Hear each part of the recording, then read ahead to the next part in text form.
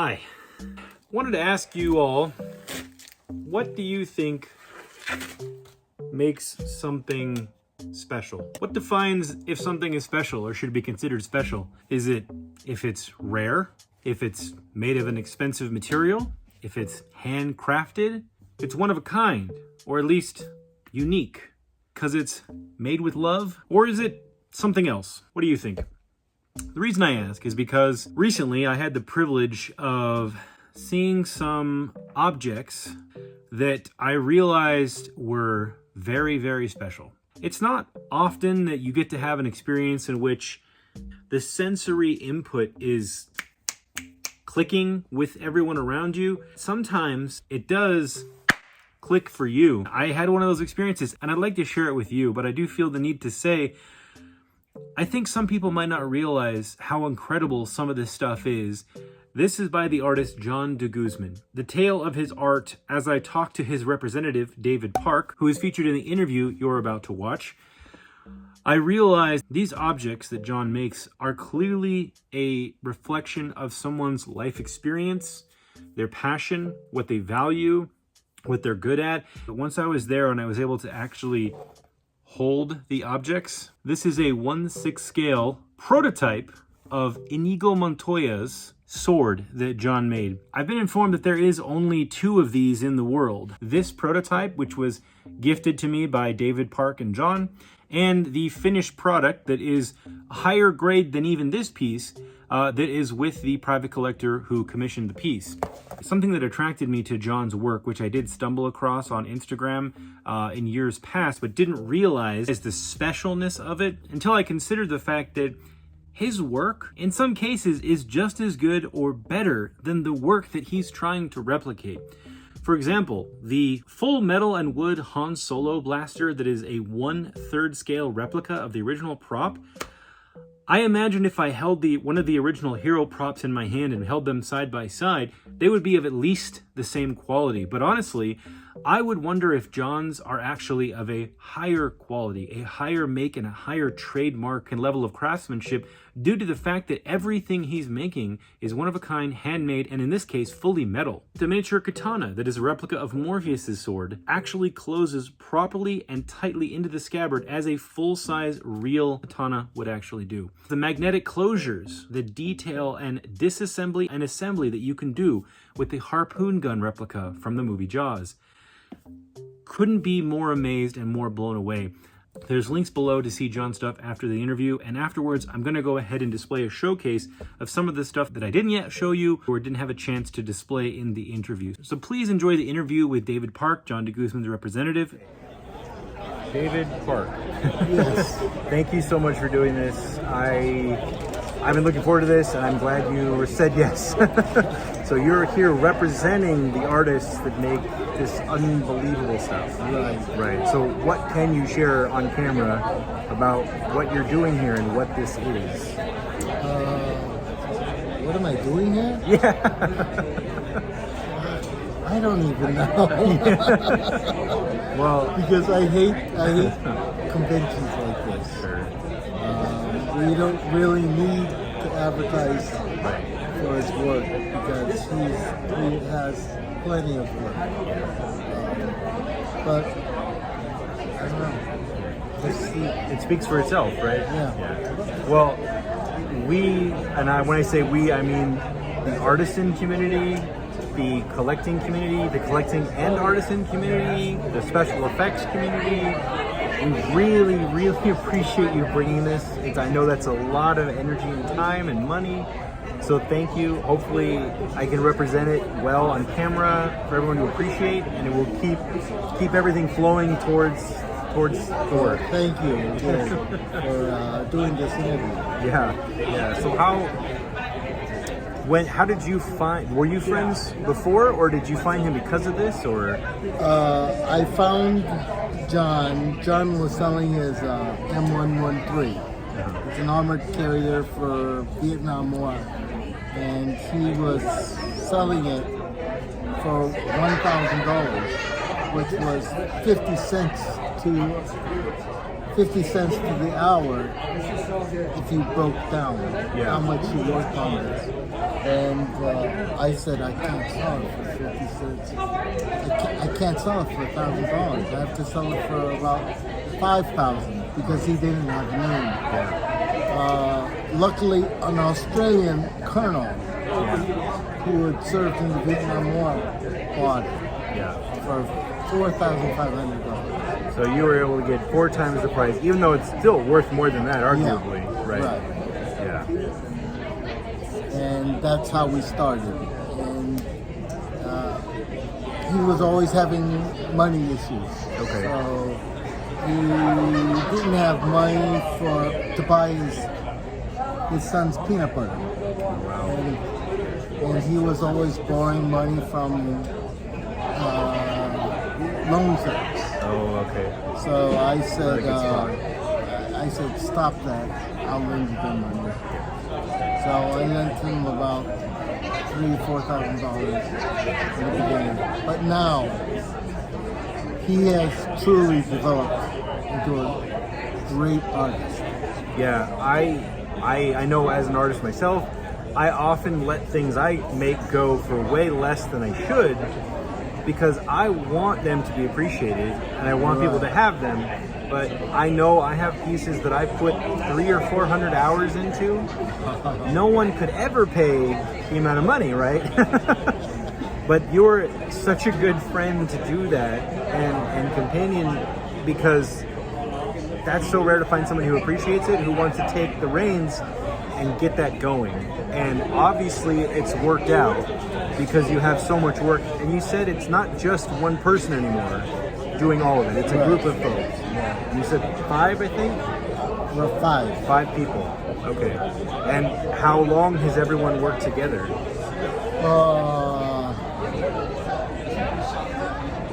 Well, in the studio, his oldest employees are about 9 or 8 years old. Okay. 9 to 8 years. That's pretty good. Sure. His newer employees are his brother and his brother-in-law. Okay. So he's spreading the work out. So is that family then that's working together? Okay. Yeah. That's wonderful that it's family too. And some of your community might know Chris De Guzman. Chris De Guzman, okay. And he makes lightsabers. Yes.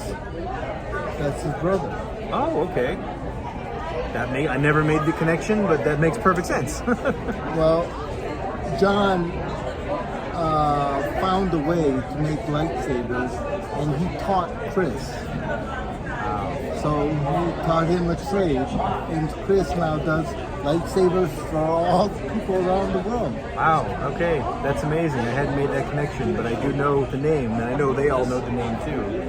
Wow, that's incredible. So, what does Jon or Chris, do they have a favorite object or even material they like to work with? Obviously we have metal, but is there any type of thing they like to make they wish people would request more? Just out of curiosity. No? He's up for anything? He's up for anything. Yeah. So, because a lot of what you have here is weaponry, right? Which is obviously very intricate. And now you have this beautiful armor, right? And I think Leonidas has been around for a while, right? Right. The Leonidas, the 300 armor, right? Yeah. But the Death Dealer, that's newer, correct? Actually, or is it not? Oh, it's not. Okay. I guess I just saw it recently. It's about 5 years old. Really? Okay. I shouldn't share this. Okay. Don't share anything you can't share, please. Nothing. No problem. I was just telling you, I know Frank Frazetta's family is doing their best to carry on his legacy, and I really hope they get a chance to see this or peek at this, because I know they would appreciate the fan art that's being created here. It's incredible. So. Well, it was commissioned by. Okay. Mm-hmm. Cool.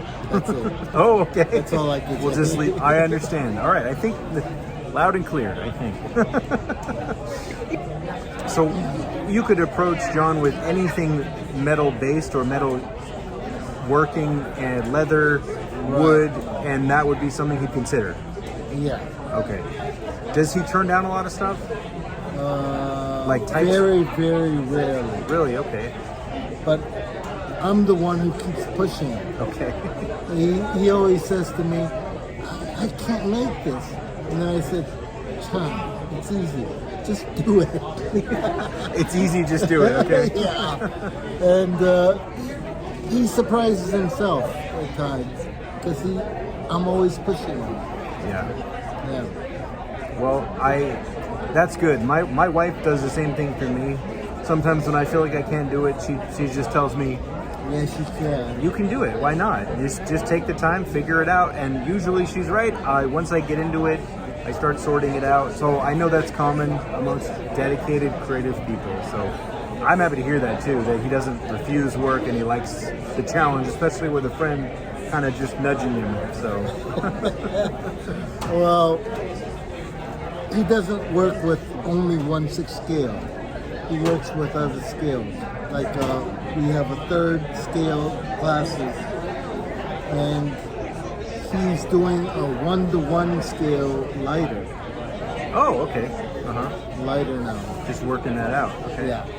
Yeah, I didn't realize. I didn't know if it was exclusively 1/6, but you've got a 1/4 scale object here. You have the 3rd scale, but obviously the 1/6 scale community is probably more large. I would imagine at requesting these things. Probably mostly 1/6. I would Mostly imagine. 1/6. Yeah. Okay. Yeah, this trunk too. I mean, everything's handmade by him and his family. Then. Right. This trunk, the metal, the fittings. Are they casting those fittings and everything as well? Some of them are made strictly. Okay. Like one-off? Yeah. Really? Wow, okay. I always wonder, because with some things I've learned over the years, if I get requests to go ahead and make a mold so I can make a few, but if they're one-off, that's even more incredible. Very rarely does he make molds. Really? Okay. Very rarely makes molds. The Leon set, he made molds of guns. Oh, okay. But the original was one-off. Okay. And he sold that to one buyer. Okay. That's incredible. Yeah, so many people think in terms of trying to figure out how to mass produce it. But this is the stuff that I always gravitate towards too, is the fine art, the fine materials that you only get one of. That's the museum quality level that, I mean, I told you when I walked up, I just stared at it because I didn't know what to say. And I was talking to Harry, cinematographer, who's a member of the 1/6 scale community and a photographer in film school. And I don't think it clicked with him that it was all metal and at first. And when he came back over, he's blown away because once you hold it, you realize it doesn't get any better than this. Yes. Like, there's no way to make this better. I mean, maybe a firing pin and a bullet that would actually fire. That's about it. Obviously, we don't need that. That's possible, but but I think that would be the next level up, but nobody needs to go there. Can I touch it? Yes. And yeah, so thank you so much for coming here and bringing this. Is there anything that you want people requesting commissions to know or to understand before they do that? Yes. Commissions are very, very, very expensive. Okay.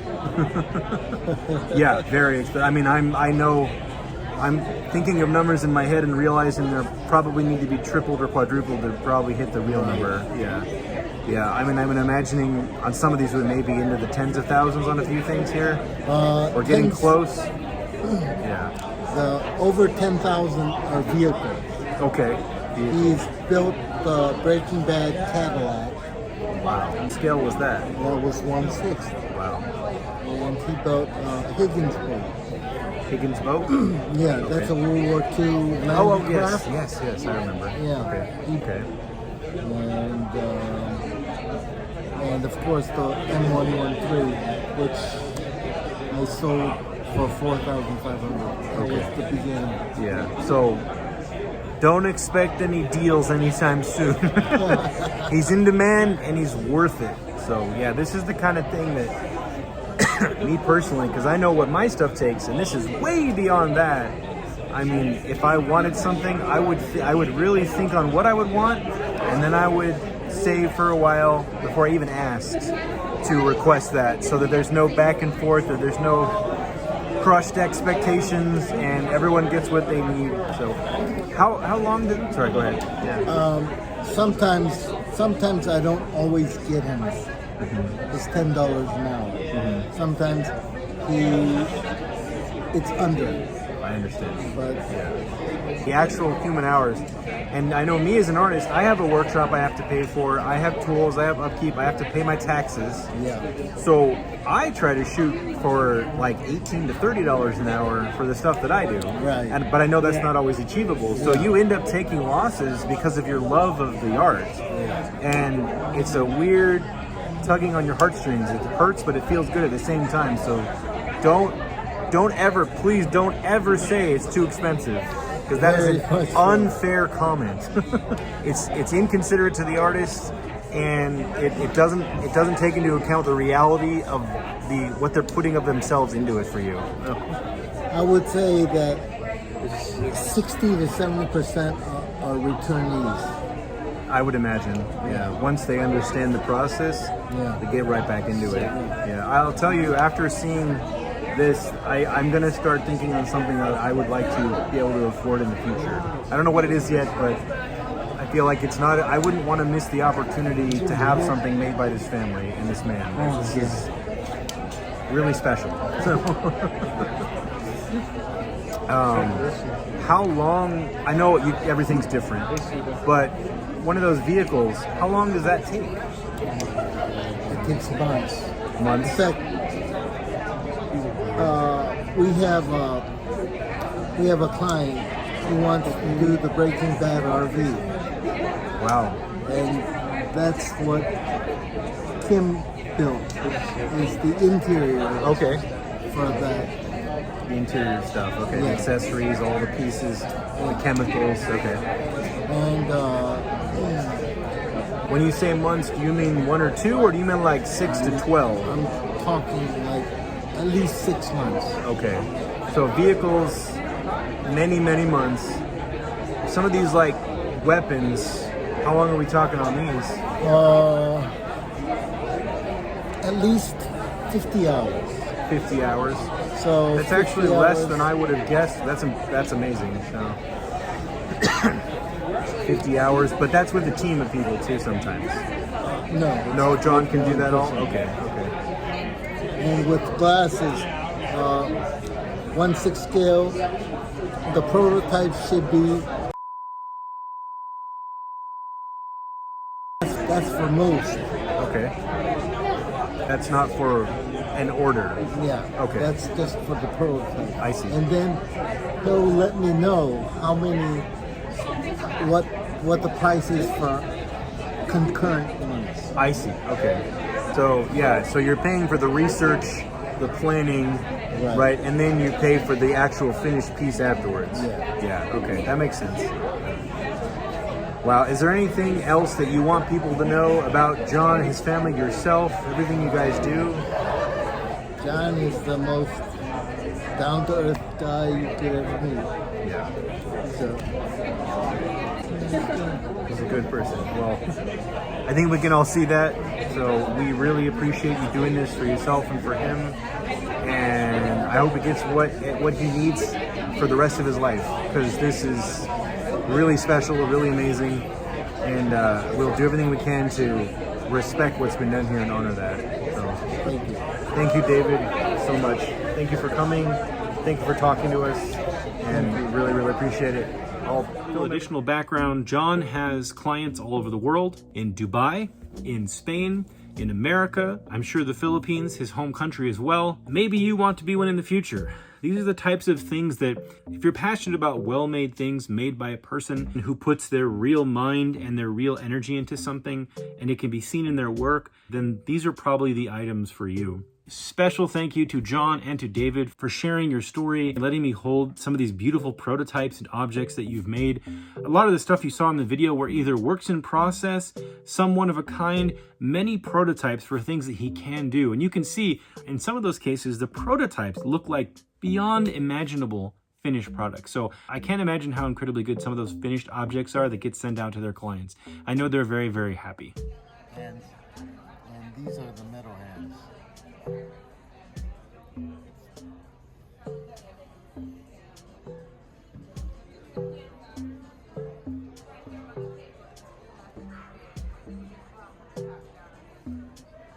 Context here.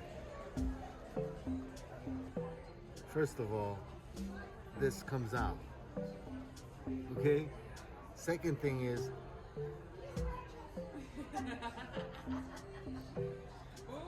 this pulls the bullet out. Oh, like the ramrod type of thing? Right. But I have to get exact. Oh my gosh. See that? Let me put my hand back here so my camera will focus. Oh my gosh. Oh, let me see, maybe. David, you can have that for... Okay. Go ahead.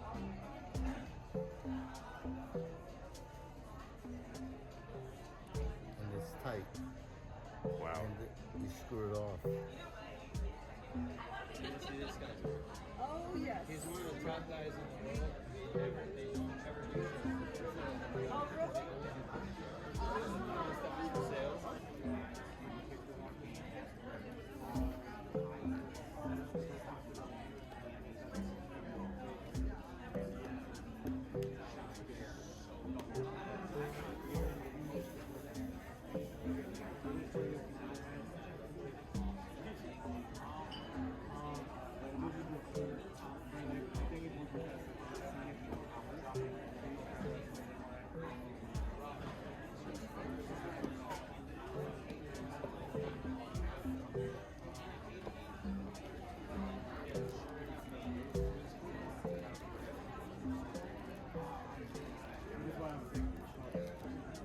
So awesome.